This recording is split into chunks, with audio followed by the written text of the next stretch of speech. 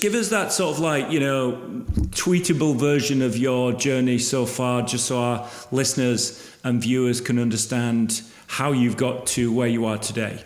It started back in the late 1980s when I bought actually an Amiga 500 as my first computer. And I played around with that as a teenager, not playing games, unlike what most of my friends who visited me wanted to do. But I thought it was interesting to code and to paint and to dabble with this rather limited hardware and to see what I could get out of it. Quickly had a little encounter with the demo scene. That took me to pursue my interest of mixing graphic design with digital media. I ended up in a print agency that later had to switch gears in the middle of my apprenticeship from being actually more print focused into looking into this new and wonderful thing called the internet. And so I ended up in various agencies as a new media designer doing CD-ROM kiosk-based stuff. And then from that later on, I pursued a bachelor's degree, a master's degree, and then a PhD on computational graphic design, which is actually what I'm teaching now as an associate professor at the Danish School of Media and Journalism. Yeah, there's a few words there that you're using that take me back a little bit as well in terms of,